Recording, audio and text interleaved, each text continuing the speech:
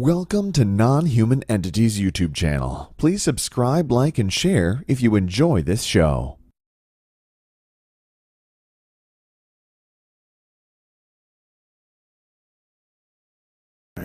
So let's go ahead and bring David on board with us, and we'll get this thing going. David, welcome back to Late Night in the Midlands. How are you tonight? Fine, doing great, Michael. Thank you for a wonderful introduction. Well, thank you for taking the time out on a Friday night at that to be with us here. I appreciate it, and I'm looking forward to learning more about this Planet X and where we are in all this. But I thought maybe first give us a quick roundabout on how you got interest in this. What made you one day say this is real and I've got to research it? Well, I would say, when I first learned about Planet X or Nibiru, the Nemesis system, I was fortunate enough to hear a couple of interviews with John Moore, the private investigator who spent a few years with the DOD, but he now lives in the Arkansas Ozarks. And I overheard his interviews and talks about the Navy veterans, the sub-veterans and so forth, the brass that had retired in around where he currently lives and works. And he said they were told that there was going to be a cataclysmic event that would occur down the road, and that they should be living at least a couple hundred miles inland and at least 700-800 feet above sea level, and the Ozarks are perfect for that, and away from any major cities and fault lines. So, and he basically interviewed them, he said, by the technique of blinking the eyes, because they'd all signed non-disclosure agreements. So anyway, he related this in a number of talks that he's done at hotels and various events, and I found that very, very interesting. And I was very curious as to what the causative factor might be. I am also very familiar with the fact that the Pentagon, as of the day before 9/11, announced through Don Rumsfeld that they had misplaced or lost $2.2 trillion, and they didn't know where it was. And that's an awful lot of money. You can't money launder that kind of money. And that's the black ops budget of the large alphabet agencies is only about $50 billion a year. $2.2 trillion is stratospheric. So you put two and two together, like they said in Watergate, you follow the money. That obviously I discovered after just a minor amount of research. I was led to contact with Phil Schneider and some of his background. Of course, he's passed away, and somewhat mysteriously perhaps, but anyway, he was involved in an engineering aspect, an engineering position as a contractor, as a civilian contractor, and he was involved in building a lot of these deep underground military bases, and that's where the money is gone. In fact, the money that's missing now is closer to $6.5 trillion. So you just put everything together. You put it's multiple jigsaw problem solving. And it didn't take me long after that I contacted a friend of mine in Paris who is a professional astronomer with a large observatory, and I told him I had overheard John Moore talk about Planet X, and I said, "Is it real?" He said, "I've seen it," and he told me the name of the observatory he's seen it at. And he said he had a secret film of it, which he later sent me. He had taken it with his, phone, and it's an actual photograph of the system, and he got it out of the observatory at a very high level, and has shared it with me since. I have not shared it with the public, but I have seen it. Now Marshall Masters, who's a colleague of mine, and I've talked to him from time to time, he recently sent a photograph that makes it appear that Planet X is currently right over the North Pole. He was sent a photograph by an individual who was flying out west over the state of Utah, over a proving ground, I think. And what happened was they were about 25,000 feet above sea level. And you really have to be that high to get a really good photograph of the Planet X system.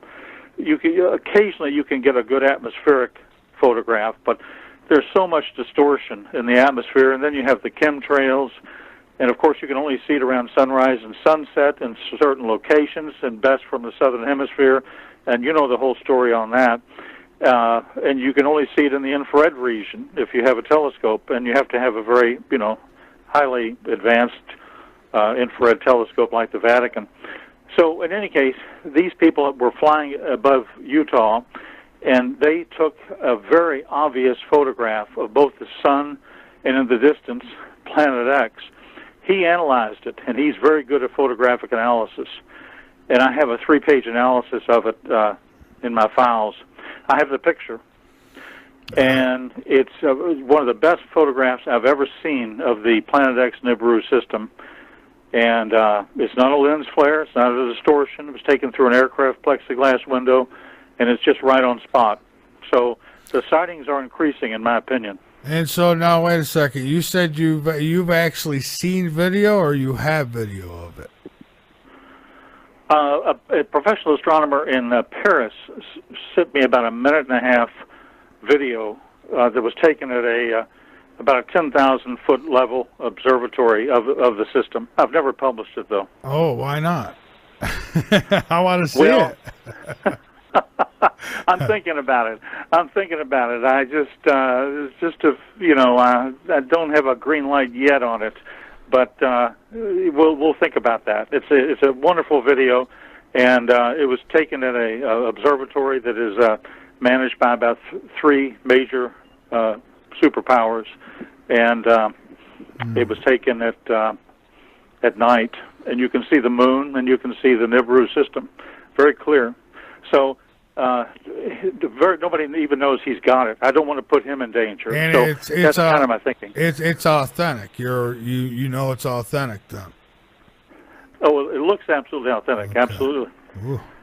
All right. Well, I hope that one gets out sometime soon. I'd like to see it before we get clobbered, I guess. Well, October is going to be an amazing month. Well, you look at what's going on right now with North Korea next month.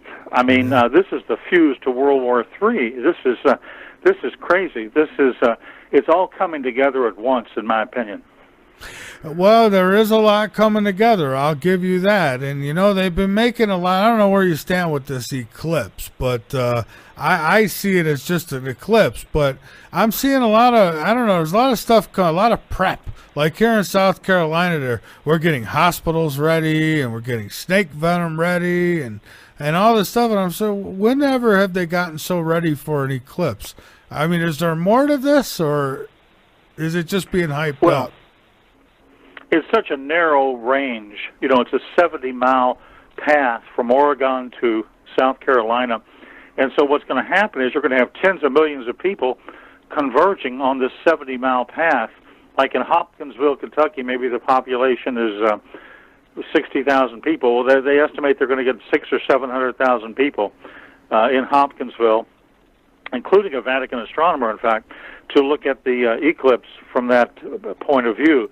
So I guess they're afraid these people are just coming unprepared, and they're going to get stuck in their cars, have accidents, and really need the equivalent of a survival preparation. Ah, okay. And so where? Give me a framework on Planet X. Where now is Planet X and Nibiru in your book? Are they the same thing, or is there a difference? Right. Well, just to give you a little background, it's a mini constellation. It consists of a dark star, smaller than our sun, which hosts 7 orbiting bodies, some smaller than our moon, a couple of them larger than our Earth. The dark star is called Nemesis. Some people also call it Planet X. The blue planet is called the blue Kachina. The planet that's larger than the Earth that's orbiting the dark star is called Nibiru. That's also known as the planet of the crossing, according to the ancient Sumerians, and the destroyer. And there's another object, some refer to it as Helion. There's a couple other objects. But it's a very small solar system that, has this 3,600 to 4,000 year elliptical orbit. 74% of all, of every sun in our solar system, in the Milky Way galaxy, they have binary partners. And this is our binary partner. 16% have trinary partners. Ooh, trinary. All right, and so where is it in our time frame, and when are you? I mean, 2017. Is that what you're thinking, or no? Oh, absolutely. Yeah, I've triangulated the date using Stellarium, which is a free desktop application that uses math based on Kepler's laws to confirm everything. I basically decoded Revelation 12:1 and 2. I came to September 23rd of 2017, which also happens to be Rosh Hashanah, the beginning of the Jewish, civil New Year. And then from that point on, I used the sixth seal of Revelation to triangulate it further and down the road to October. In other words, what happens is I can explain this in very brief form. It's a little complex, but I'll try to synopsize it in 100 words or less. You've got to do two different triangulations on this object if you want to, interpret the apocalypse, the book of Revelation properly. So what happens is, in 2017, you need four conditions met in 12:1 and 2, Revelation 12:1 and 2. One, the object, what is seen in the sky must be clothed in the sun. Well, we have a check on that. We have the moon at her feet. We have a check on that. Giving birth to the male child. Now, in other years, she gives birth to other planets like Mercury, Saturn, or Venus, but only in 2017 is the Virgo constellation giving birth to Jupiter, the king planet. And amazingly, Jupiter will have been in Virgo's womb for the exact length of human gestation, a little over 300 days. And Jupiter is precisely between her legs and below her womb on September 23rd. There's also a crown of 12 stars. Virgo the Virgin is always crowned with Leo the Lion, which is 9 stars. But in 2017, there are 3 more, Mercury, Mars, and Venus. So we have a check on that. So that's Revelation 12:1 and 2. I'll just repeat the scripture real quick. A great sign appeared in heaven, a woman clothed with the sun, with the moon under her feet, a crown of 12 stars on her head. She was pregnant, cried out in pain as she was about to give birth. So what happened is John, who wrote this in 90 A.D., and remember this, Jesus was long gone by then, and the most of the apostles were gone. I think they were all gone except for John. So he's writing about the future. He's not talking about the past. I believe he was time traveled from the Isle of Patmos near Greece to current-day Jerusalem in the year 2017, because there's never before or after in human history does this particular celestial phenomenon happen. Now, this is not astrology. This is astronomy. I mean, I've been written about by just about every major news magazine, online magazine from London to Australia in the last month, and a lot of them misquote and don't really do deep research. But, no publicity is bad publicity on the other hand, so the book's doing great. It's off the charts. But the thing is, they all say this is some sort of astrology, but it's not. Astrology is when you call the California, psychic hotline and find out who you're going to marry, and usually it's a disaster. But this is Bible-based astronomy. Remember, Israel had the Mazzaroth, the 12 constellations. We call them the zodiac. They tell the story of the Bible. Genesis 1:14 says the God put in these constellations as signs, so we have to interpret them as signs. And Revelation 12:1 and 2 is called a great sign. If you look in Luke 21, Jesus said there would be great signs, and it's the last great sign, and it happens to be in the book of Revelation. If you look at the original Greek, it is a great sign. So it's extremely important. It's a time marker. But a lot of these articles also, I must say that I'm saying that everything's going to happen on September 23rd. Nothing's going to happen except that sign is going to be in the sky over Jerusalem at dawn. Now, that's major. That's major, because I think what it could represent is the end of a 2,000-year church age and the beginning of what's called the Day of the Lord, when Israel is the primary topic of the next 7 years, and that's a very bad 7 years. What will that sign be in the sky? What would we be looking for over Jerusalem? over Jerusalem. Well, you'll be able to see if you were at dawn in Jerusalem, and you looked up, you could see part of the sign. You couldn't see the entire sign. The problem is the sun's going to rise and block out most of it. But this event is literally going to happen at dawn over Jerusalem on September 23rd, 2017. That's the exact day. That's the exact time. So it's happening whether we can see it or not. It is actually happening in the universe. It's a real fact. So anyway, the problem is a lot of people say, well, you're not going to be able to see the sign. Well, that's true. You're not going to be able to see it because the sun's going to be up. If you had some sort of eclipse that day, early morning, midday, you could see it. Maybe there will be something. Well, okay, but this sign, I mean, it's not really a sign if we can't see it, is it? I mean, how are we going to know? We're not. Oh, right. It's a riddle. This is a riddle within a enigma inside a mystery. So it is, what I call it is, it's the key to the cryptogram. It's what you use to decode it. In other words, every cryptogram has a key. When we captured, the Allies captured the German Enigma machine back in the 1940s, it was sent to Britain, and, they decrypted it. So we captured one model of it. They decrypted it. It helped us won the war. So I would say what's going to happen is you've got to, number one, decode that verse in Revelation because it's extremely important. But then you have to go forward another step. If you actually want to see something, you're going to see something in October. You won't see anything September 23rd, but we need a beginning point to work with. So let me explain one step further. I have to explain a little more in depth. Okay. What's happening is, in the sixth seal of Revelation, you have a number of events. In this sixth seal of Revelation has the seals, the trumpets, and the bowl judgments. The trumpet judgments are the first half of the 7-year tribulation period. The bowl judgments are the last 3.5 years. The sixth seal opens up, it triggers the exact date of the tribulation itself, in my opinion, and most Bible scholars agree with this. So let's say that that's true for purposes of argument. When does it happen? Well, I note that the sixth seal has to occur on a full moon, and it has to occur before the Virgo pregnancy that we've been discussing with the king planet Jupiter in the womb of the Virgo constellation. It has to occur before that exits. When does it exit?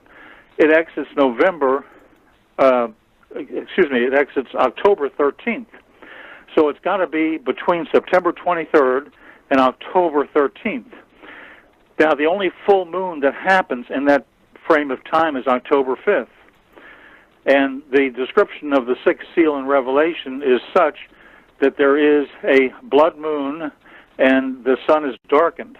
So we've got to consider that as the actual date where Planet X appears in the sky and eclipses the sun, and it will be visible at that point. So that's the actual date, not September 23rd. All right, so all this hype about September 23rd is just that. I mean, it seems like every year, September. Everybody predicts we're going to all die in September. And that's right. Yeah. And so far, that's not been the case. I hope it stays that way. But so if you were somebody who didn't go by the Bible or didn't see things that way, what else other than the Bible? Now you said you've seen a video, but other people haven't seen that video. So what can people go by to say, yeah, this guy's right, and he's telling the truth about this? Where can people go to see, convince themselves that this is coming? Well, that's an extremely good question. 2017 is the year of Planet X, and during a recent media interview I had with Marshall Masters, he told me that two other very prominent researchers had also pinpointed the fall of 2017 as the arrival time of Planet X. One is Major Ed Dames, who's former head of the Remote Viewing Project, a joint venture between the Pentagon and the CIA. The second is the renowned and well-connected Bob Dean, a former group of good old boys whose network of insiders, follows the initial discovery of Planet X dating back to the 80s. So Bob reportedly was asked by one of them, did our infrared equipment, they were referring to the IRIS satellite in 83, detect Planet X? And they retorted, not just yes, but hell yes. So I would say 2017 is highly meaningful. It correlates. Now, if you want to look at some very unusual dates or coincidences, I have a contact named Horatio Villegas who's sent me a book called The Final Warning, and it's very interesting. It's a prophecy book. But this man has had visions, and he said, and this has been published by The Sun and in London and some of these large tabloids that also write articles about me, that he said that he had a vision some years ago, and he said that we would have World War III involving the United States, Russia, China, and North Korea, and it would begin in October of 2017, which, by the way, is the 100th anniversary of the Fatima apparition. And this man's a Catholic. I'm not a Catholic, but he's a Catholic. I used to be a Catholic. But in any case, I respect Catholics. I had some cousins who were priests. Now, so what happens is, he says this is it. He said October 2017 is it. It's the 100th anniversary. So you have independent corroboration by, very unlikely people. Let me put it this way. Bob Dean and, Major Dames and so forth. You can also go by dates, and there's some very peculiar things going on here. There were 6 blood moons which appeared on the Jewish pilgrimage feast associated with Passover and Tabernacles, 2014, 2015, 2016. Then we just discussed the wonder of the woman appearing in the sky over Jerusalem on September 23rd, 2017. So these are all warnings of the approaching apocalypse, or Daniel's 70th week. I think fair warning's been issued, and if you look at this sign of Jonah, Great American Eclipse or whatever, this could be viewed in several fashions to be a 40-day warning. It counts down, in fact, to the Day of Atonement, October 1st of 2017. It brings you right into early October, and it's very interesting. But anyway, this is all around about 70 years. The nation of Israel was ordered, restored by the UN in 47. This 70-year period terminates in the fall of 2017. If you look at history, when Israel had problems in the Old Testament, their exile to Babylon was 70 years. The time from Jesus to the destruction of the Second Temple, exactly 70 years. 70-year time frame is the principal subject matter of the book of Revelation. And you've got a lot of 70-year correlations. You've got some 120, 100-year, and 50-year correlations. These all target and pinpoint 2017. The 120-year correlation is from 1897 to 2017 is 120 years. Now, that happens to be the exact length of warning God gave Noah, and also it's the exact length of time that political Zionism has been prevalent. Theodore Herzl was the founder of this, and he published a utopian pamphlet called The Jewish State, and in 1897 he convened the first Zionist Congress. That's 120 years to 2017. In 1917, the Balfour Declaration was issued. The British Foreign Secretary, Lord Balfour, to Lord Rothschild, regarding the establishment of Israel. So exactly 100 years later is what? 2017. In 1947, the UN, by mandate, allowed the reestablishment of Israel, and 70 years is 47 to 2017. Then in 1967, the Israelis recaptured Jerusalem. That's exactly 50 years, the length of what's called a Jubilee cycle from 2017. So I think these amazing coincidences are well beyond, the the realm of chance. And then there's one that's just will blow your mind. I don't know if you've heard it before, but this was a Jewish rabbi in the 12th century, Rabbi Ben Samuel. It's 900 years ago. He was called the Light of Israel. And he wrote down, I'll just enumerate 3 facts he wrote down 900 years ago. First of all, you got to know that the Bible and so forth, the Old Testament, divides time into modules of 50 years. That's called a Jubilee. And from the day in 1517, when the Ottoman Empire invaded, until 1917, 400 years, to the day when General Allenby rode into Jerusalem and conquered Jerusalem without firing a shot, that's 8 Jubilees or 400 years. So that's what he said. He said that beginning in 1517, beginning when the Ottoman Empire invaded and took over the Holy Land, Palestine it was called back then, he said there would be 8 Jubilees. And that is what turned out to be exactly true. 1517 plus 8 Jubilees, or 400 years, is 1917. His prophecy came true to the day and hour. Secondly, Rabbi Ben Samuel wrote, Israel at that point will become a no man's land for 1 Jubilee or 50 years. That's 1917 until 67. There's no way he could have known this. So, because of the British mandate, the British ruled over the Jewish people. And the Jewish people had no right of self-determination. They could live there, but the British told them what they could do and could not do. And that's the 50-year block to 67. And what happened in 67? The Six-Day War. Israel defeated 5 nations in 6 days, and the land was increased 400%, 4 times in 1 day. Jerusalem was reunited, and they could pray at the Western Wall and all of that. So then, listen to this. Rabbi Ben Samuel said within the next Jubilee, the next 50 years, which would be 1967 to plus 50 is 2017. He said that year is the year of the Messiah. Now, I don't believe Jesus himself is going to return in 2017, but I do believe that his allegorical statement, the year of the Messiah, that could well be the year 2017 when it all starts. In other words, when the tribulation is kicked off in its last 7 years. Oh, okay. And I could tell you, I've had a lot of people on this show about Planet X, you included. I've had Marshall Masters on this show about Planet X, and I'll listen to about anybody but Marshall Masters these days, and I'll tell you why. He kind of discredited himself with me when I asked him a question about his work, and he told me to F off. I didn't know that. Because I questioned him. And so maybe he's, I don't know, maybe he was having a bad day. I don't know.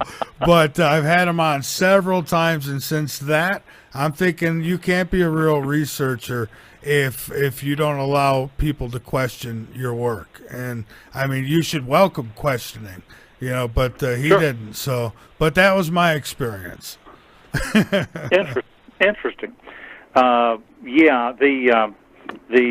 DirecTV channel contacted me a few months ago, sent a film crew out here, taped me for 3 hours. They're going to do a documentary airing September 12th, 3 parts, 30 minutes each, called The Great Sign, or The Sign, that is Planet X, and The Great Sign referring to Revelation chapter 12.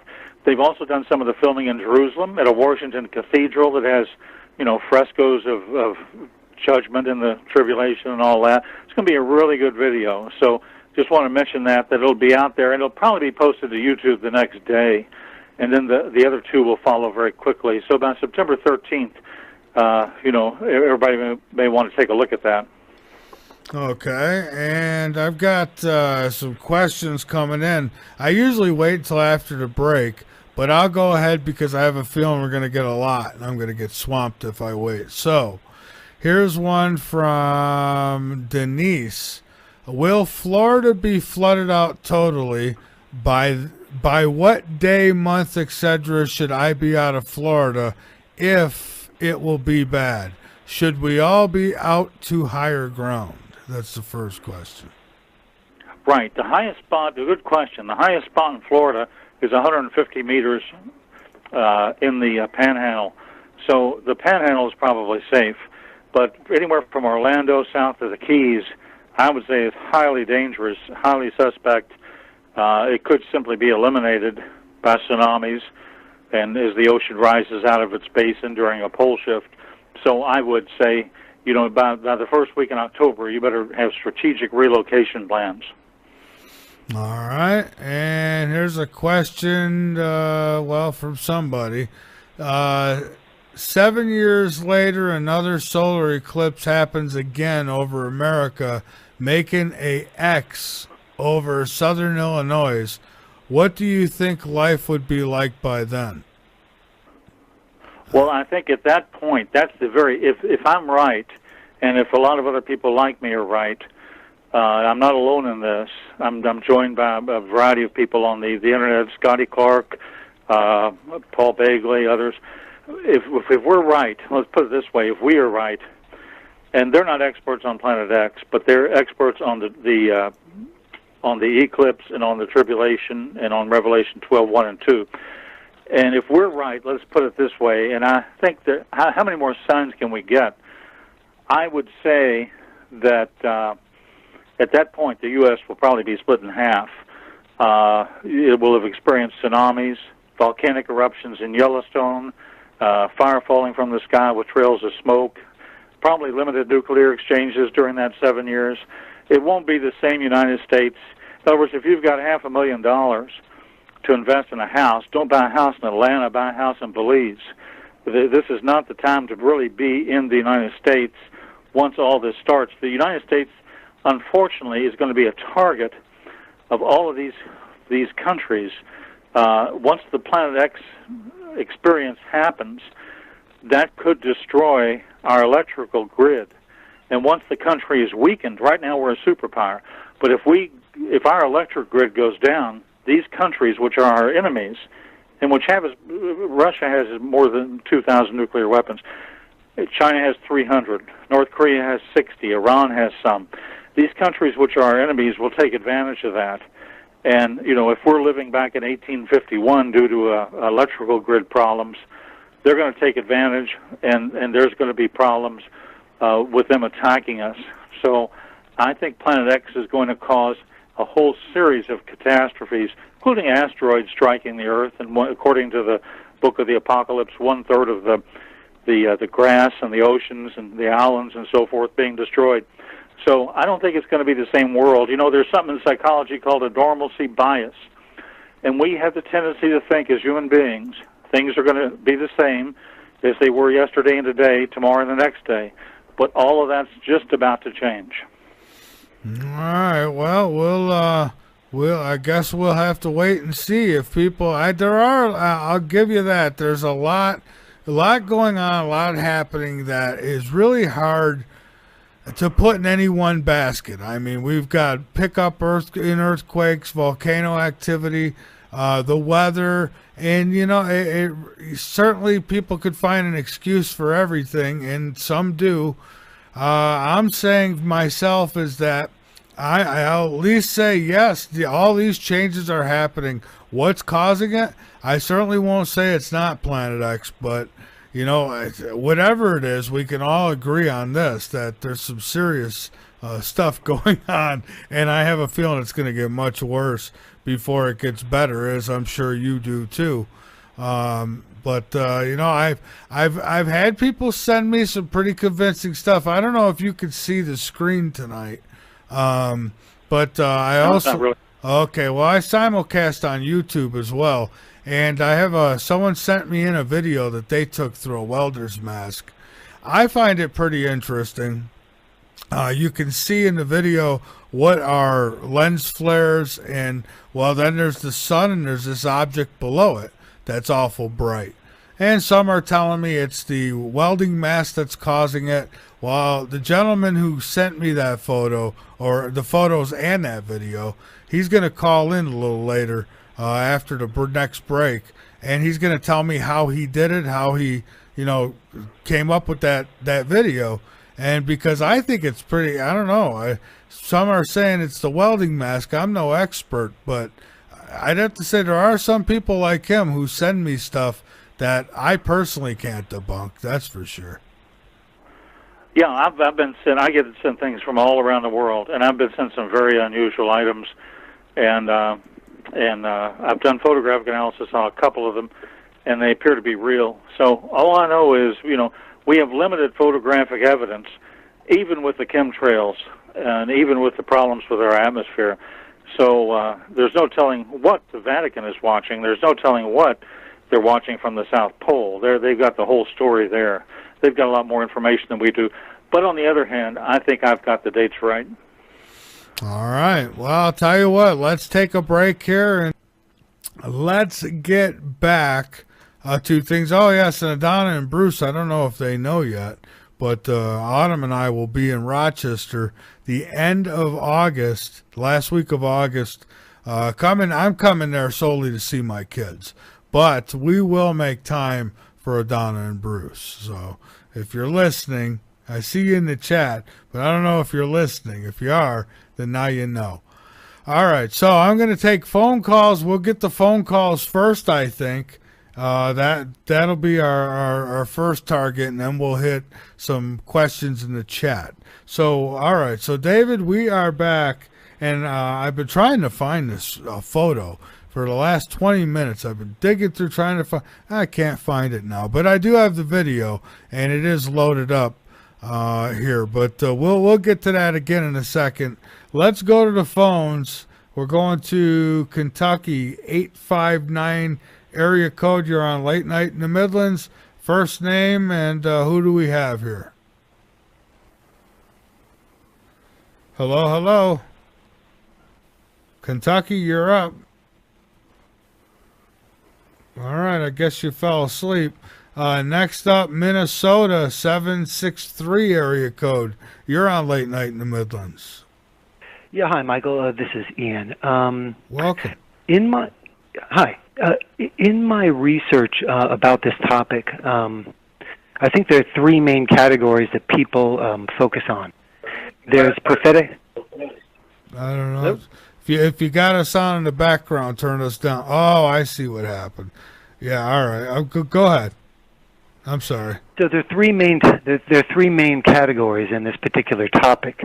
There's prophetic revelation, there's sacred written text, and there's also experiential knowledge.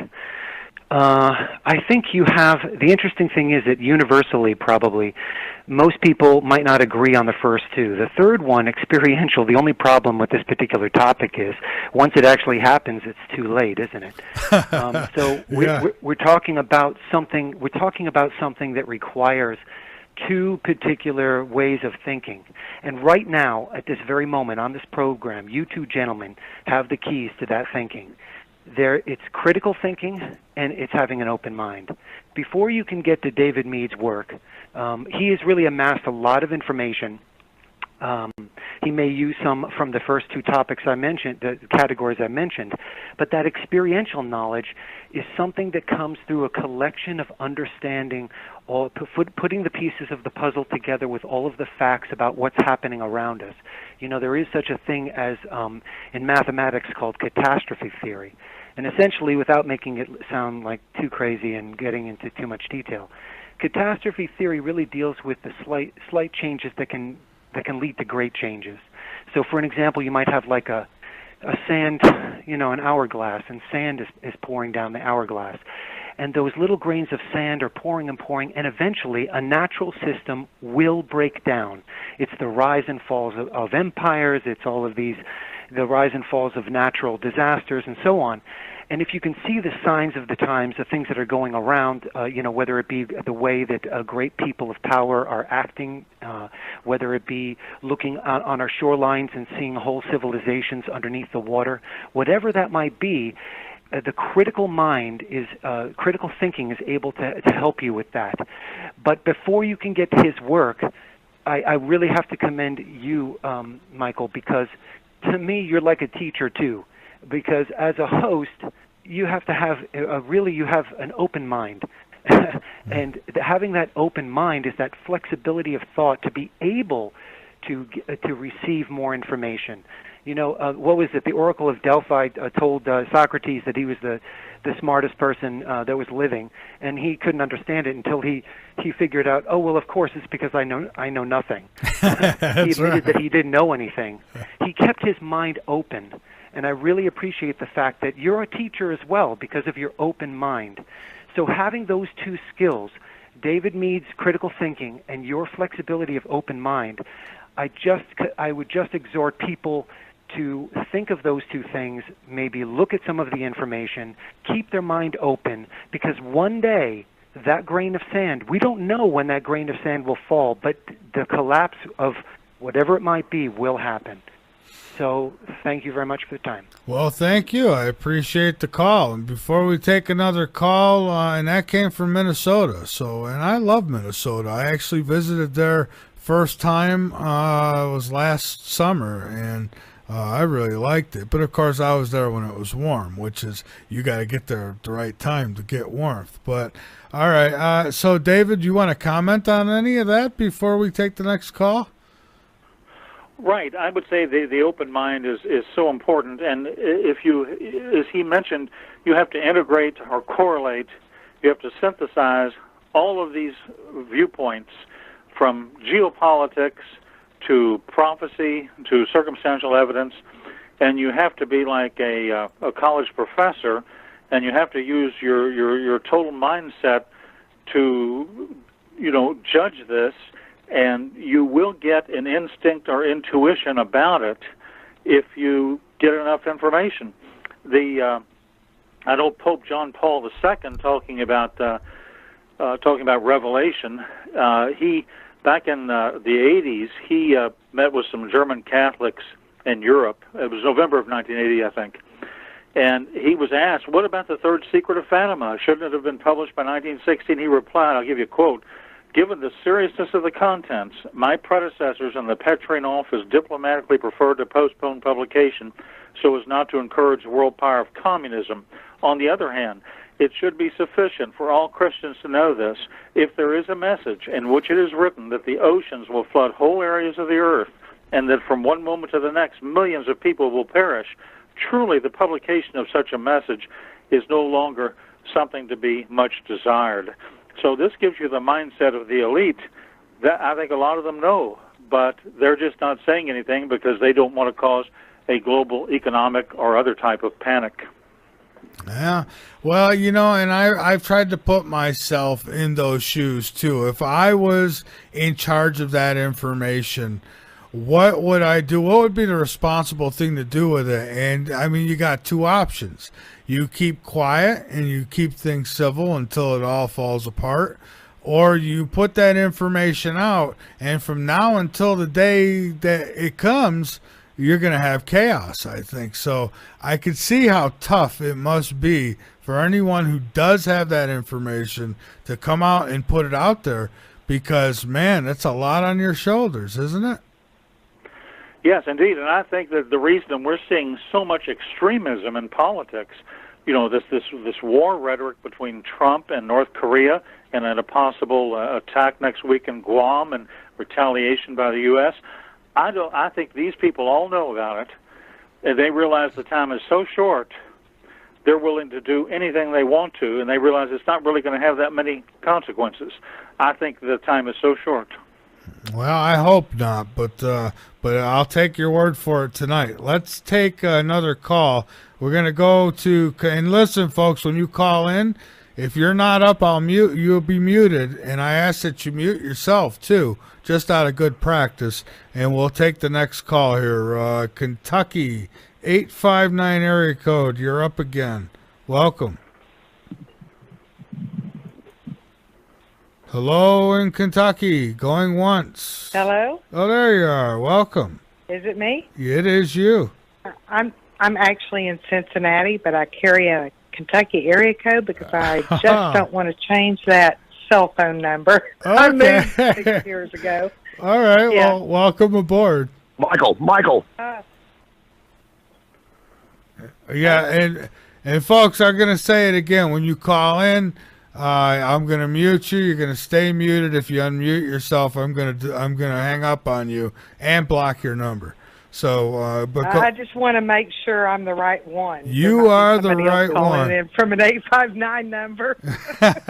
No, you're good. Go ahead. You're on. You're up. You're up Hey, next. Michael, I just want to say I love you. I love listening to you. Sometimes I listen to some of the guests, not this one tonight, David Mead, but I listen to some of the guests and I'm thinking, what? And you always ask the perfect question to clarify what they're talking about. Well, I'm thinking, what are you talking about? I try. It's not easy every night. I just want to say I appreciate your broadcast, and I have never, I'm 55, I just turned 55, and I have never in my lifetime, I used to read the book of Revelations and think, what could that possibly be? Because I've read a few scriptures over the years, and I know you're not a believer, that's fine. But I've read a few scriptures over the years, and I thought, there's no way. I mean, the only thing that could possibly be would be a meteor striking the Earth, because what could remove the Earth out of its place, or maybe a nuclear event. Let me correct that just a little, okay? Not a believer. Okay. No, I believe that there's truth in the Bible. I just think that it's referring to. I think people are misinterpreting some of it. Like for me, when I look at Revelations, I think, man, that must have been a bad time on a planet like Mars or something like that. So I guess, so I don't want to be there. That's all I can think. Yeah, so I guess that's where I go with it. It's not that I'm not one who says that it's all fake, everything in the Bible. I just think that it's referring to things that people misinterpreted. Yeah. Yep. But go ahead. I'm sorry. I agree. Yeah, so I mean, I discovered the whole Planet X thing about 3 years ago when I got the 1 gig and started going to YouTube for my entertainment. And I stumbled across it quite by accident, and I thought, oh, that's interesting. So, of course, I followed it. And actually, having followed all the people who talk about it, this is the only time I have ever seen where everything makes sense. That is actually how revelations could occur. More than a nuclear event, more than a meteor striking the Earth. It actually does make sense. It does make sense. It does. That's why that's why I keep talking about it here and have guests on, and because I always say I really don't know. All I have is, I have ideas. I think I might have something figured out, but when it comes down to it, do we really know? I don't know. Some might. Yep, That's why I listen. We do not know. And the timelines, we don't know the timelines either, but when they talk about pole shifts and 600 mile per hour winds, I'm thinking, geez. Yeah. So David, wow. what do you think? Does you seem to have some dates in mind, right? Hello, We David? lost him. Oh, David, are you talking to David? I am. Yes. Yes, we are. Uh-huh. Oh, good. I thought perhaps you were talking to the lady from Cincinnati. Good, no problem. Yeah, I was just looking actually at a report. I was reading a report that's from the ALMA Observatory, the Atacama Large Submillimeter Array. So it's the largest single telescope in the world. It's located at an altitude of 5,000 meters in Chile. And these guys, a couple of years ago, people often say, do professional astronomers ever report on this? They did. They found an object, Planet X. They called it GNA, but it's the same thing. It's one of the few publicly available reports that's published due to the multinational reach of the Chilean observatory. And now neither the NSA nor the related New World Order powers have been able to suppress this report. It was sent to the Royal Astronomical Society in London and published in their journal, and they basically are verifying that the Planet X system is approaching. This was about 24 months ago. So I just wanted to say that this project is operated by the European Space Agency and a couple others. It's a huge effort, and a lot of these are radio telescopes. and they're located at a 5,000 meter elevation, 15,000 feet. So this is one actual confirmation we have from professional astronomers that has been professionally published. I don't think it's been peer-reviewed. It has been published. All right. Anything else from Kentucky? Or, from Cincinnati. Cincinnati, right across the river from Kentucky. Yeah. Yeah, I'm praying that we don't have to see that, because I did read the scriptures and don't want to be there. And I'm praying that just pass us on by. Don't make it too bad, you know? Yeah, well, I don't want to see it. I do believe that it makes the most sense. I have electrical experience and understand magnetism and lines of flux and all that, and it could pull the pole. It could tip the planet very easily because of the mass of the object passing by. So it's all very feasible. I hope we don't have to see that. I hope not either. If it comes by, I mean, everything's on the table as far as what it can do to us. I mean, it could push us out of our orbit. I mean, there's all kinds of things. Yep. So none of them being good. Well, the scriptures actually say it will. It will tip us out of our orbit. Yep. Get your winter coats. The earth shall become as a chaste roe, and a sheep that no man takes up. Now, I don't want to be here to see that. Well, so get your winter coats and save your old newspaper. Yeah, exactly. Yeah. Well, all right, love you, Michael. Hey, right back at you. And thanks to your guest for being on. I really appreciate it. All right, and thank you for your call and your kind words. Have a good night, all right? You too. All right, bye-bye. I'll stay on and listen. Bye-bye. Okay. All right, and so up next, we've got Arizona 480, and then we'll be going back to Kentucky. So hang on there in Kentucky. You're coming up, but we got Arizona here first. 480, you're up. Hello, Michael? Yes, sir. Who we got here? My name's Nicholas. I live in Chandler, Arizona. Well, welcome aboard, Nicholas. Well, thank you so much. I'm a little bit shocked I'm actually on, because I've called in and I never make it on the air. So this is awesome. Thank you for everything that you do, and giving me something to listen to every night. Well, thank you. I appreciate it. Without you, there's no us.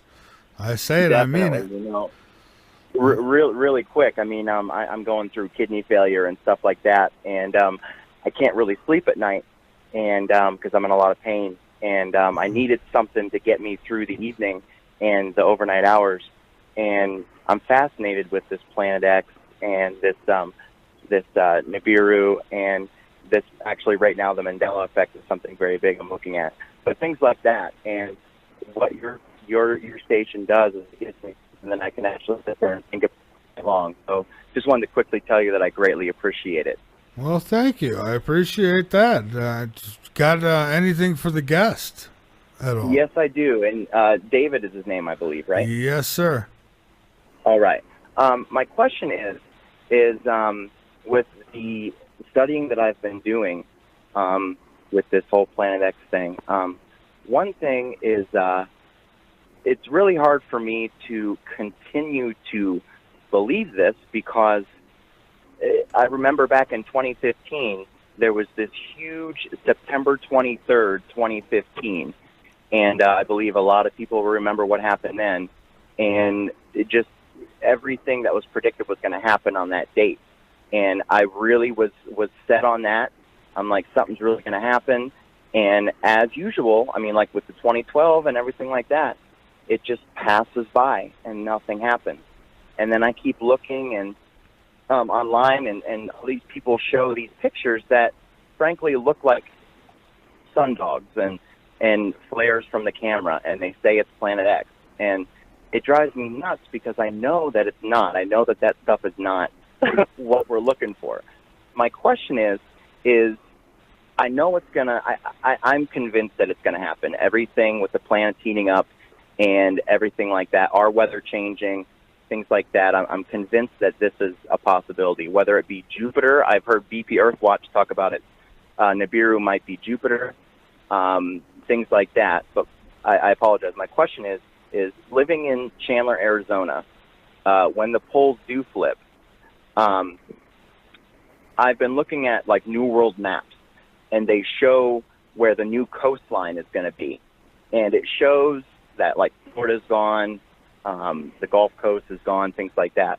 But then it shows the Pacific Ocean coming up literally through every map I look at. It pretty much shows the coastline in the middle of Arizona, and that'll be like the new shoreline. Being right outside of Phoenix, do you think that this area is a good area to be in, or with the eruption of Yellowstone and the coastlines coming in, where do you think, if it's not a good place, how far should I be away? Well, if you want to strategically relocate, nobody knows the exact nature of the circumstances that will occur. I believe Arizona and Colorado are very safe. The CIA recently relocated a few years ago the domestic division of the CIA to Colorado, and the NSA has relocated, I think a 1 million square foot database to Utah. So I think these areas are relatively safe. It all depends on, if Mauna Loa goes in Hawaii, you're going to have a 1,000-foot wall of water headed towards California. So, how far will that go inland? It will go inland as far as, the altitude of the terrain. Once the altitude of the terrain equals or exceeds the height of the tsunami, it will stop. But nobody knows exactly how high the tsunami will be. Yellowstone could be, a totally different scenario. It could erupt at various levels. It could erupt on a catastrophic level. It's just like these objects that are going to impact the Earth. If you've got a 700-meter object, that's 100,000 megatons. That would destroy Virginia. That would produce a 1,000-foot high tsunami. If you get a 1.7-kilometer asteroid that hits us, that's 1 million megatons. Now, that would raise enough dust to affect climates, freeze crops. It would create a global tsunami. It would destroy the ozone layer. It could destroy a country the size of France. So no one knows these different variables. But in my opinion, you're relatively safe there. That's great to hear, man. All right. Yeah, that is great for you. Yes, man. Yeah. So I just thank you so much for having my call, and you guys have a great rest of your night. all right. Thank you, my friend, and prayers to you. I hope everything works out. I hope you get better, my friend, and get out of pain. And just see you every night. All right. Have a good one, my friend. Thank you. Well, I'm glad that we can help. I hate hearing when people are in pain. Pain sucks. Just plain and simple. All right. We've got another call here. Did you see it with your naked eye as well? No, you cannot see it with your naked eye. And not even if you hold the welding lens up there, you still can't see it with your naked eye. Oh, okay. I'm not going to sit here and, tell y'all, anything that, I'm not going to lie to nobody. I'm honest, I'm saying? I've always been like that. And, but yeah, I tried that. I took it away from the phone and held it up and looked at it, and no, you can't see it. But and another thing, when you take it, when you hold it up like that, it's a perfectly round circle when I look through it through my eyes. But when I look at it through the phone, the sun's not a perfect circle like it is when I look through the lens with just my eyes. So, I don't know if that, Okay. Well, you get what I'm saying? Yeah. It's a perfect. It's a perfect circle when I look through with my eyes. But when I do this with the phone, take the pictures, or I took a video because I wanted to show how it's it don't move, because Robert Pepino seen it and he said that he thought it was real. So I didn't know. Well, I will send it to, you know what I'm going to do, Thomas? I'm going to send it to every Planet X person that I can still have contact with that's been on this show. I'm going to let them all look at it, and I'm going to get their opinions, and I'll let you know what I get back from them all, and we'll do a roundtable one night. You could come on with us, and myself, Robert, and whoever else wants to join, and we'll talk about these pictures and these videos. I wish more people would send stuff in, but do it like you have. I mean, you've been consistent, and I appreciate it. Right. Hey, the one y'all showed the other night, or the one you and Robert was talking about with the wings beside it. Now, when I sent you that because of the green orb that was above it. I thought that was a lens flare, but Robert, when y'all zoomed in on it, I never noticed those specks down there, but there is like 4 or 5 things around that right there. I thought it was just a lens flare, you know what I'm saying? I sent that to you because of the green orb that was over top of it. You know what I'm talking about? The one y'all were discussing? Yeah. I just sent that in because of the green orb. I thought that was a sun flare, but, you know, I've been looking at the pictures I've been taking, and none of the other sun flares look like that in any of the pictures, because I got a lot of color pictures too. You know, they're not all through the welding lens. And one day through the welding lens, though, I did catch this. It was like a black speck, and it was going across the sun, and I couldn't figure out what it was. And I'm like, "What is that?" So it could have been. It could have been a planet or something, you know, orbiting. Oh, no. This was like tiny. It was like, it almost looked like maybe it was like a rectangular shape, and it moves across the sun. I snapped a couple pictures of it, and then the whatever that thing is was there, and it looked like it got bigger, and it looked like it was doing something. I don't know. It was just really weird. You got the pictures. It's a set of 4 that's on Facebook together. If you look in real close at the sun in those pictures, you'll see what I'm talking about. And like at first, it was just like small and black, and it went across the sun. And then once it got over to the other side, it kind of, I don't know what it did. It was, you know, it got a little bit bigger, and it looked like it was going to fly into whatever the thing is in the pictures and in the video there. But you know, you need to take a look at that, because I know I know y'all talk about everything on the show. So, you know, it kind of looked like something flew across, like a UFO or something flew across, and then kind of like docked with this thing or something that was sitting in front of it.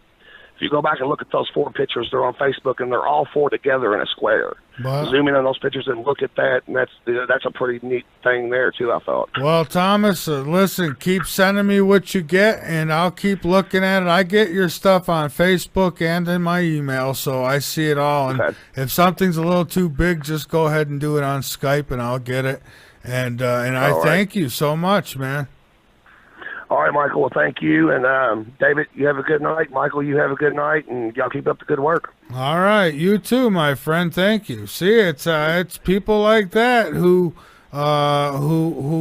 keep the show interesting. I mean, they participate, they get involved. They say, well, let's see if we can find it. And well, maybe it is, maybe it isn't. But hey, at least he's trying. At least he's putting forth an effort. And so, David, I've got questions in the chat room that I'd like to get to here with you. We'll get to a couple of them. And sorry that so many of the calls have been, you know, they've had a lot to say, but I really want you to see his video and get your opinion on it.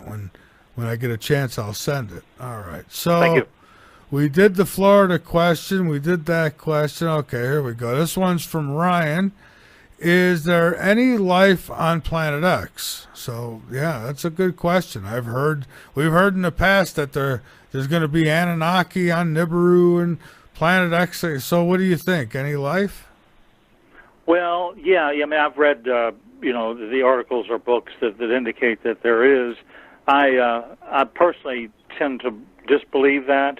I don't believe there's that much intelligent life in the universe, to be honest, except on Earth, of course, but I just don't think we've had any evidence of it existing yet. You know, NASA's done all kinds of probes and launched all kinds of spacecraft trying to find intelligent life, and so I just, they've got a near-Earth objects program, but it's got such a major deficit funding, they can't find 85% of the near-Earth asteroids. So maybe they can't find intelligent life either. So I tend to doubt that. Okay, and folks in the YouTube chat, I see some people are asking about slow mode. I think it's on like 3 seconds because it prevents people from flooding the chat. And if that's a problem, my moderators will let me know, and we'll change it at some point. But anyways, moving right along. Our next question. Given the fact that the majority of the East Coast is located with the majority of nuclear plants, oh God it is, in the entire United States, is there really a safe place on the East Coast? And I'll even throw on top of that, is there really a safe place anywhere in the world when you factor in these nuclear power plants around the globe even? And, I mean, you get something like this, those suckers are melting down. Yes, exactly. What's going to happen is when Planet X arrives, that will create an event that occurs on the surface of the sun that releases a tremendous amount of energy, a Carrington type of solar flare, a coronal mass ejection. This is an explosive burst of electrified plasma that has a mass probably that will exceed Mount Everest. And this will bring down the electrical grid. So, gas pumps won't be functioning, food transportation will stop, 9/11 function on your phone isn't going to work. And until new transformers can be built or imported, society will be in chaos. And also you'll have meltdowns. And within about a week, you'll have many Armageddons occurring at each one of these 400 nuclear power plants, mostly in the Northeast corridor. So I wouldn't want to be closer than 100 miles to one of those. I'd want to avoid that area with my strategic relocation plan. There's not too many of those out west, but certainly in the Northeast corridor, it's highly dangerous. But I think it wouldn't take, but I mean, look, Fukushima right now is causing enough problems. Imagine, 5 or 6 of those on the planet at one time. I don't know if I'd want to be anywhere. Oh, yeah. Yeah, it's going to be. Fukushima's almost, yeah. Yeah, go ahead. Fukushima has just about destroyed the Pacific Ocean, and it still continues. So these are highly dangerous events that we're looking at once the electrical power grid is down, and you have those spent fuel rods, and that's it. Unfortunately, Congress has never authorized the replacement or hardening of the civilian electric grid.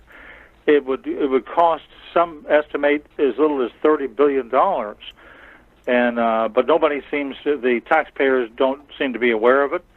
The Congress has had several EMP commissions report to them on the threat and the risk, but nothing's ever happened. So it's made of Chinese parts. A lot of them are cheap, and it's crazy. I just, we spent all this money in the Middle East on wars, and we haven't hardened our own infrastructure.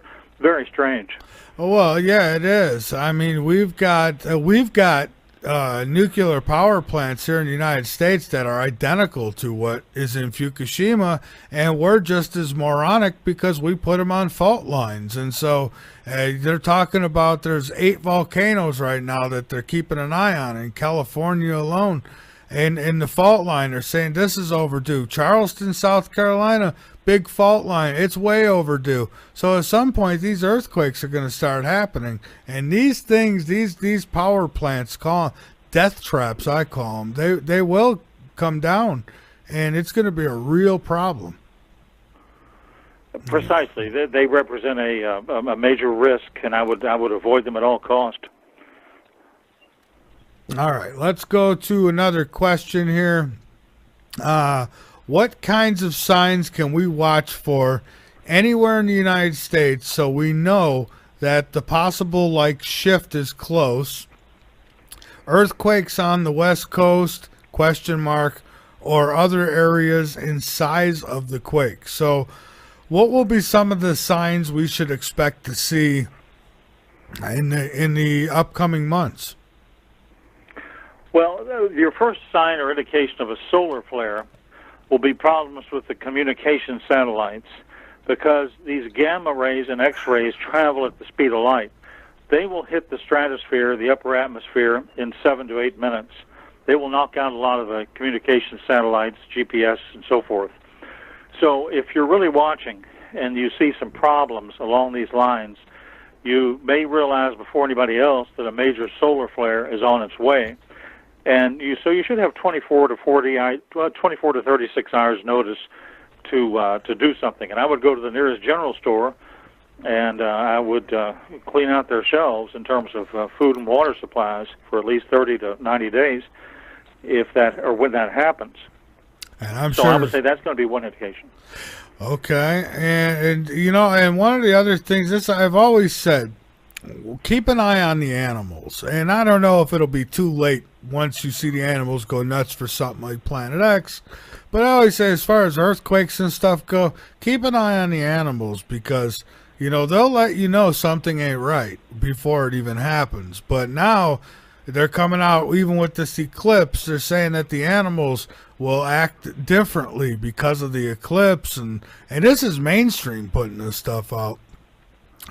Saying that they're gonna double up on rattle or on snake bite venom and stuff here because I don't know, the animals are gonna get so what I don't know if they're gonna think it's nighttime for a minute and start biting everybody or what they expect, but I don't know. Anyways, I'll move on to the next question. Please ask your guest this: I'm in Arizona. Is this a safe place from both the water rise and the Yellowstone eruption? I think you kind of just covered that with a call that we had. But like Arizona, what about the East Coast? Now, I've seen maps where South Carolina, most of it's gone, but there's actually the upper section is still there. Is any of it going to be there, or what can we expect? I've also seen, I don't know if you've seen this, but Robert Pepino opened my eyes to this. If you watch some of the old movies, the black and white movies, and you can see they've always got these maps in the background. And one of the maps, I got a picture of it, but I don't have it up tonight. But it shows most of the East Coast gone. And it's like they put these maps in movies, and I kind of wonder why. But what do you think about that? What Arizona he asked about, but what about the East Coast and New York, places like that? Well, as you say, maps and movies are giving us fair warning. Now, in terms of the elevation of any particular location, I would suggest anybody living in any state that they just go to Google Maps and Google their location and find out their elevation above sea level. And if you're at least 700-800 feet above sea level, or you can strategically relocate to some place that is, you're probably pretty safe. If you're at least a couple hundred miles inland from the coast, you're probably pretty safe. If you're at least 100 miles distant from any nuclear power plant, you're probably pretty safe. So it just every individual person will have to Google or study their own location. But it's, as you say, it's very hard to generalize. And if you want to generalize, you can generalize about California, one of the worst states to be in. Awful. You've got all kinds of tectonic movement out there. You've got major fault lines running through every major city. You're going to have volcanic eruptions out there. You're going to have major forest fires. California is going to be a total disaster zone. So that's one state you can generalize about and say, if you happen to live there, just be sure to be away. Oh, yeah. If you're a thrill seeker, then you might love California because there'll be a lot to be, if you're one of those people who like to cheat death, well, that'll be the place maybe because it's already crazy. And then with the fault lines and, I mean, me, myself, I don't know. I got a little taste of a very small earthquake here in South Carolina. It was a 4.3 or 4.4. And it was only for a few seconds, and I mean, and before I didn't even know what it was until afterwards. I mean, I just seen everything shake and thought maybe a train went off the track or something. But I can imagine a 7 or an 8 or even a 9. I would not want to be any part of that. Right, and back in the 70s, they changed the Richter scale. They changed it by 1 decimal spot. So really, if you get a 6.0 now, it used to be a 7. So yeah. They've reduced it by visibility, but these are very severe.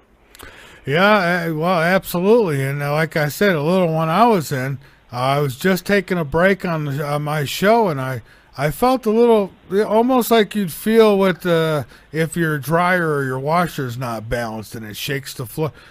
Something like that. It felt like at first. I see my chandelier moving. I hear all the dishes in the cabinet rattling, and I'm thinking. Then it clicked, and I said, "Oh hell, I think we're having an earthquake." But at that point, it stopped, thankfully. And that right there told me I would never. I mean, my God, you want to talk about hugging trees? I'd be a tree hugger. I want nothing to do with one of those earthquakes. They're horrible. I don't know. I don't know how some of them that last long. I don't know how people don't die of heart attacks and something like that. Probably a lot of people do. All right. Yeah, and one other admonition, you don't want to be in a big city. You don't want to be in New York City, Chicago, or L.A. when this happens.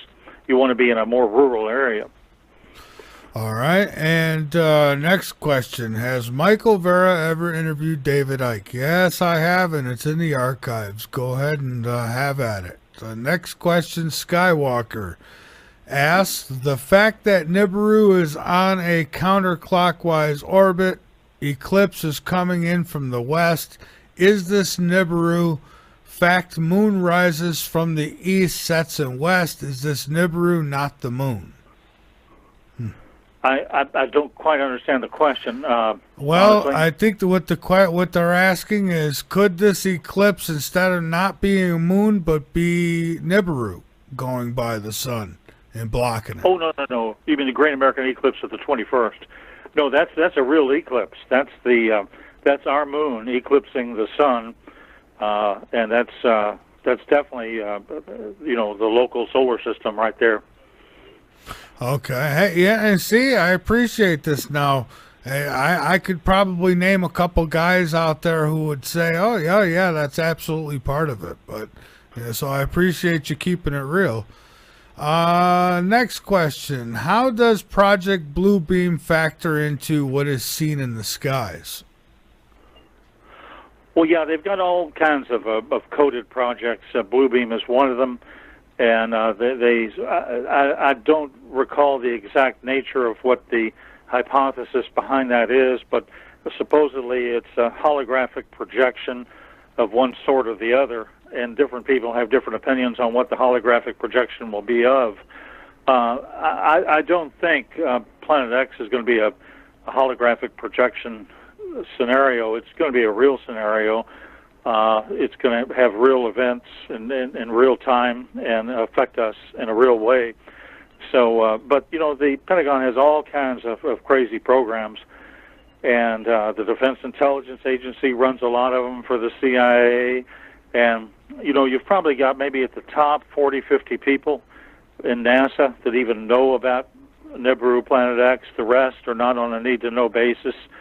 And so they have plausible deniability. They can say, we don't know anything, and they really don't. And that's how the government works. So, it's just they compartmentalize everything. If the very top compartmentalized intelligence classifications, are known by maybe 30 to 50 people in the entire government, and you've got 1 million or more people with the intelligence agencies, the 17 intelligence agencies. So they can compartmentalize this information so that there is just no public knowledge, whatsoever. And while I want to know about it, right, I still understand why it would be compartmentalized and kept under wraps in a way that only so many are privy to this information. I mean, I say this all the time. You look at Black Friday, and look how people act when they want to get the last TV or the last microwave oven. Can you imagine telling them that they're in their last days? They would be absolute. They'd raid the stores. It'd be crazy. It would be absolute crazy. It'd be hell on earth, I think. Exactly. So this is a very dangerous thing that I'm doing and that other people are doing because, it involves a lot of, you might call it secret knowledge. It involves a lot of years of research, thousands of hours of research. It involves taking a chance because you're being monitored.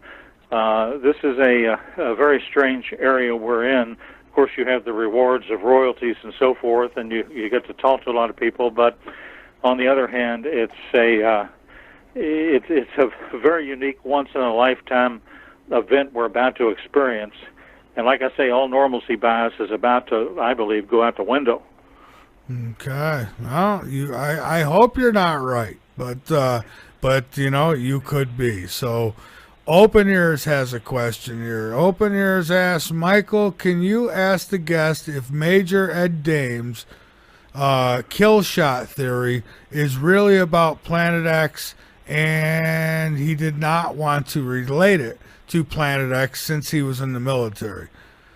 What do you think of Major Ed Dames and his kill shot theory?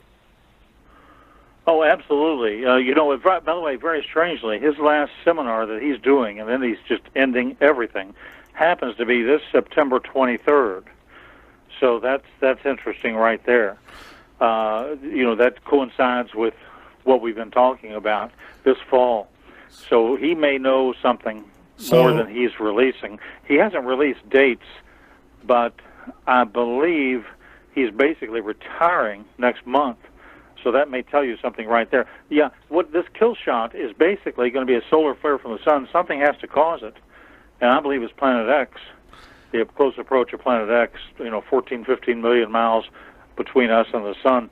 And I believe that's the normal and supposed and hypothetical and real causative factor of what he saw in this remote viewing project. Because what he saw was basically the end of life as we know it here on the Earth. He said they couldn't get past a certain year. He said he didn't know what it was. He didn't know if it was nuclear war or what it was, but they finally determined that it was a solar flare that had knocked out half or more of the Earth's electrical grid, and they didn't know why it happened.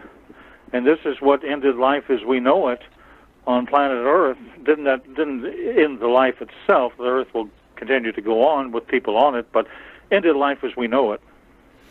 And so Major Ed Dames has said that after the September 23rd, whatever he's doing, that's it. He's actually not going to be writing books or doing radio or any of that no more. Well, I've looked at his website. That appears to be the very final date of any of his public appearances. So it's very strange. I can't speak for him, but he apparently is retiring. Well, he either knows something that the rest of us maybe don't, or he is a real good salesman. I'm not saying he is. I'm just saying, so there's either something to it, or boy, he put a hell of a pitch on it. Anyways. Well, listen, we've got to take our last break here. Get out there before we take the next call. I mean, you got, first off, your book. Where can people get their hands on that? Right. The book, Planet X, the 2017 Arrival by David Mead, is available as an e-book, a print book, and an audio book on Amazon.com, at BarnesandNoble.com. It's available in about 10 English-speaking countries, including, of course, the United States and Canada. And you just have to go online and enter the Google or Bing Planet X, the 2017 Arrival by David Mead, and you'll see all kinds of first-page results to my website, to my videos, and to your videos, and also to the book on Amazon and Barnes & Noble. All right. So with that, let's take the next call here. Michigan 586 area code. You're up next. Who we got? This is Michael calling from outside Detroit. Hey, welcome aboard, Michael. How you doing, Michael? Good. I have a couple of questions for your guest, David. Okay. And during this upcoming solar eclipse we got coming up here, right, there's going to be a lot of eyes watching this thing. My first question is the government planning on obstructing this vision with chemtrailing, or, as they say, a couple of jets are going to be flying by with this thing? Well, no, I don't think so. I think the eclipse is just going to be a non-government related phenomenon. But it's a good point that you made. Project Indigo, Skyfold, has been going on for years, and I think they tell these Air Force flyers, we're just reducing UV exposure to the population or whatever. But there's a big difference between contrails and chemtrails. And contrails, of course, are jet commercial aircraft produced, and they dissipate. Chemtrails don't. They're composed of barium, strontium, other elements, and they're used to cloud the sky at sunrise and sunset so that you cannot see from the ground, you cannot see or photograph anything related to this system. And it's been very prevalent, and it's a major sign. It's a major red light. The Planet X is real, because why else would they be doing this? It really doesn't make any sense. Correct. Correct. And my second question would be, when this eclipse does appear, are we going to be seeing unidentified planets and solar bodies in our skies? Well, yeah, what you'll be able to see, and as Michael mentioned earlier, it'll be very strange because as soon as it goes dark in that 70-mile path from Oregon to South Carolina, if you're in that path, what's going to happen is it's going to be daytime, and 1 second later, you're going to, first of all, you're going to see birds singing in the sun, and then 1 second later, you're going to hear crickets chirping, and everything's going to be totally nighttime. You're going to be able to see the stars and the constellations, and it'll be a very bizarre phenomenon. And That's going to be wild. Go ahead. Oh, no, I'm sorry. I say that's going to be wild. I'm here in Columbia, South Carolina, so yeah, I'm hoping we don't wind up with some cloudy, miserable day. And, but anyways, go ahead. It's going to be interesting, I think. Right, because it'll be all filmed and everything, but, wherever it's being filmed at, you will see celestial bodies in the sky if these things are in front of the sun, correct? Right, you're going to be able to see the constellations for a period of about 3 minutes. It's going to be like nighttime. Absolutely. Mm-hmm. Okay. Well, we'll see if this thing's for real when the eclipse happens then, and then we'll call one way or the other whether or not this thing is legit or not. Oh, okay. So well, I appreciate everything you do. It's good knowledge to know, but it's time to know whether this thing is actually going to happen or whether it's not going to happen. All right. Well, Michael, thank you for your call. All right. Keep up the good work. All right. You too, my friend. I have a feeling your Detroit Lions are going to be a heck of a lot better than my Buffalo Bills this year. So, David, because of the eclipse, will I be able to see Planet X now? No. Planet X will not be apparent until October. Oh, so it's not nowhere where. Well, then, how are people getting photos of this thing? They're statistical anomalies. These, Melissa Huffman did the video down here on Sanibel Island, been seen by over 1 million people. She actually has a video of Planet X. It's on YouTube. I've done an analysis on my website, or I've got a video analysis on my website of a ex-college professor from California flying at 25,000 feet down the west coast of South America, and he took a picture of Nibiru, and it's winged, which means it's closer than Mars. So these things are just pure anomalies. They do not happen by scientific anything scientific other than statistics. So they just happen by chance.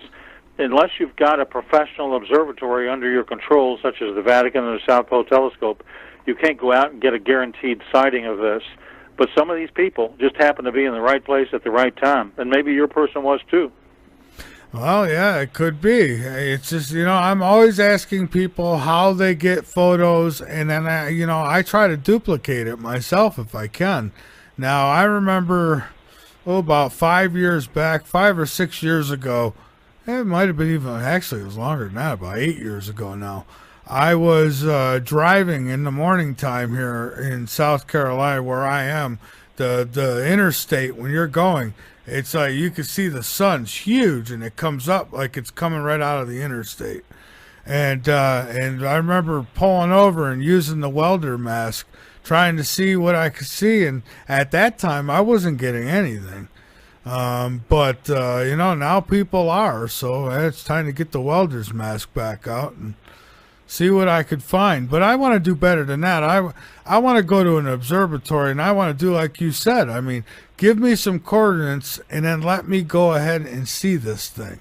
And that's what I really want. I want to see it. And so, and you got video, and I'm a little jealous of that. An average person is right. It's tough. You can't guarantee to an average person at a certain time or place you will see anything. I don't have a friend who's a commercial airline pilot, and he's flown out of Philadelphia and Washington National and flown south from there, and he's seen it 7 times recently. When right after takeoff, usually within 10 minutes of takeoff, when he gets some altitude, and when the sun is rising, right at sunrise. That's the only time he can see it. And he mentions to the co-pilot and so forth, he says, well, look at that. And they just say, well, whatever. They're very conservative. They're like bankers. They're not going to say anything. They don't want to ruffle any feathers. But, you generally can see it from altitude. You can see it at sunrise if you happen to be at the right place at the right time. Well, yeah, and I could see where, a pilot and even average person, if, like me, I'll see a video or a picture and I'll say, okay, I agree with you. There's something there. But then I'm no professional. I don't know what it is. So I want to hand it over to somebody who knows the constellations really well, knows what we should be seeing in the sky at that time of the day, that day of the week. Somebody who's good with that stuff, and let them look and say, well, no, Michael, I can't account for that. They're here's Mars, here's Jupiter, here's this. I don't know what that is. And that's what I want. That's the kind of evidence I'm looking for. Right. If you check my website, you'll see a couple videos that go through some photographic analysis. By the way, just to update you on Major Ed Dames, here's his most recent statements. Okay. He says the secret to surviving the kill shot is to be away from cities. Fresh water is a key. He says that the western Pacific coast will become sterile. Mass movement of people in this area will move inland. In earthquake zones, things will be horrific. Multiple solar flares will damage our grid. Massive weather changes. And he says the U.S. Northeast will not be an area that survives mainly because of the nuclear power plants failing. That's the part that I don't like. All this preparation, and there's people who say, hey, we've got underground bunkers, and I even have a company, Hardened Structures, that we plug, and I got to say, in 8 years that I've been plugging them on this show occasionally, I've never had one sell. And you know what? I'm not a salesman for them, and I'm not trying to get them sold. If I was, I'd be saying, because you get a commission if someone buys. But, I'd be here saying, yep, we're definitely all going to die. You better get one. But I'm not doing that because, folks, I try to keep it real. And you want to keep it real? Here's keeping it real. If you do get one of those underground bunkers and you're in it, you might as well plan on staying in it until the day you die, because there's going to be nothing to come up to. It's going to be all radiation and at least for a long time, I don't see any good living up on the surface of this planet if something like this happens. Do you? Right. Well, I know an ex-NASA guy that moved to Arizona, and he built a geodesic dome home, which is about as safe as you can get on the surface. So that may tell you something right there, both the location and the type of housing. I think there's a high danger risk. I think these people are crazy in the government that have built these deep underground military bases, because there's going to be force 12 earthquakes. And there's going to be new tectonic plates developing all the time that are in crisis mode. And I don't believe a lot of them are going to ever get out of them. Oh, well, yeah, I'm with you on that. It's, people, what are you doing now last to prepare? And some people, because I do shows on this, I think they've envisioned that I have like this underground bunker below my house and it's loaded with groceries. And folks, I'm telling you, I'm like, for me, when it's time, I'm going to put out the lounge chair in the yard, put on my best sunglasses, and probably just puff a fat one and say, hey, here it is, it's over with. Why run and hide? It's enough. If I'm supposed to survive, then the good Lord will make sure I am in the right place at the right time. So I put it, that's where my faith goes. I put it all in God's hands. Good way to look at it. Good way. Yeah, I guess the best way. What else can you do? You could panic. But why panic? I believe there's an afterlife, so hey, I choose not to be destroyed by some Planet X, but if that's what's got to happen, then hey, then I'll broadcast during it until we get cut off. David, unless any other questions or calls come in, I want to. In the meantime, I want to give you the floor to get out anything that you'd like. Websites, appearances, conferences, whatever you got, and any other information or evidence you could direct us to. I would be thrilled to hear it, and so I give you the floor, my friend. Sure. Well, I'll talk about one very interesting topic for just a minute or less, and then I'll just again re-mention some of my contact information. Sure. When I was interviewed by the people from Los Angeles with DirecTV, they asked me about 50 questions, and there was only one of them I could not answer, and I researched it later. And one of those questions they asked me was, what about the sign of Jonah and Planet X? And I said, I have no idea what you're talking about. And he said, turn the camera off. And then he told me his theory on it. And he had an interesting theory, but I did some research, and I found an even more interesting theory. And here's what I found. You know, there's the well-known Blood Moons pastor, Mark Blitz, that he talked about the Nineveh eclipses and the sign of Jonah to draw attention to the 40-day period to the run-up to Yom Kippur. Okay, that's what DirecTV talked to me about. And I said, well, yeah, that is interesting, but it's I don't know if that's the sign of Jonah. But then I did some research, and the ancient city of Nineveh, back in 765 BC, there was a major plague that hit that city. This is historical records. The king couldn't even operate his army. And then in 763 BC, a total solar eclipse crossed just above the city. Now, Jewish tradition, Jewish rabbis view a solar eclipse as an omen or harbinger of crisis for Gentile nations, like we're having August 21st. Jewish tradition considers the lunar eclipse or blood moon to be a harbinger or omen of crisis for Israel. And so, anyway, on August 21st, 763 BC, the prophet Jonah arrived in the city of Nineveh, and he said, you know, you're going to be destroyed in 40 days.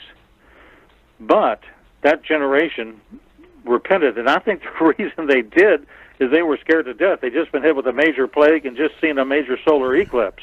No. And what do you think about that? Well, David, I'll say that's great, but unfortunately, I don't see this civilization repenting. Not everybody. I mean, let's face it. You look at this world. 7 billion people. I don't know how many do we need to turn this around. I agree. I think this generation is clueless. I think this generation doesn't even want the chance. That generation knew what signs were about. It knew things. Those old timers knew stuff. This generation is absolutely clueless. So I would say that the ruins of Nineveh today lie within the city limits of Mosul in Iraq, and that sign of Jonah may be occurring on August 21st, and it may be a harbinger for Gentile nations, of which the U.S. is the major one. So, and then when it crosses another eclipse 7 years later, it forms an X over the United States. It intersects near Carbondale, Illinois, which is known as Little Egypt. So you do have an Egyptian-type mentality in this country. You don't have, they kicked out prayer and the Bible from classrooms and public places, 50 years ago. Now you've got more or less an Egyptian culture in this country. So it's very bizarre. I think it's very prophetic. And 33 days after this eclipse is September 23rd. And 33 is a very prophetic number. So here we go. I don't know what's going to happen. To give you a little more contact information, I can be reached at David Meade, MEADE 7777 at gmail.com. My address is writerswebservices.com, and my books are on Amazon and Barnes & Noble, and also on Kobo and some international platforms if you're in Canada or England. And so stay in touch, buy the book.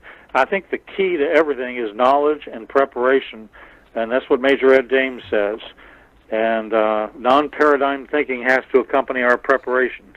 We are at 1 minute to midnight. All right, and and you're talking about kicking God out of the public places. It's like the schools. They've kicked God out of the schools, but they want to hand out condoms to the kids. It's.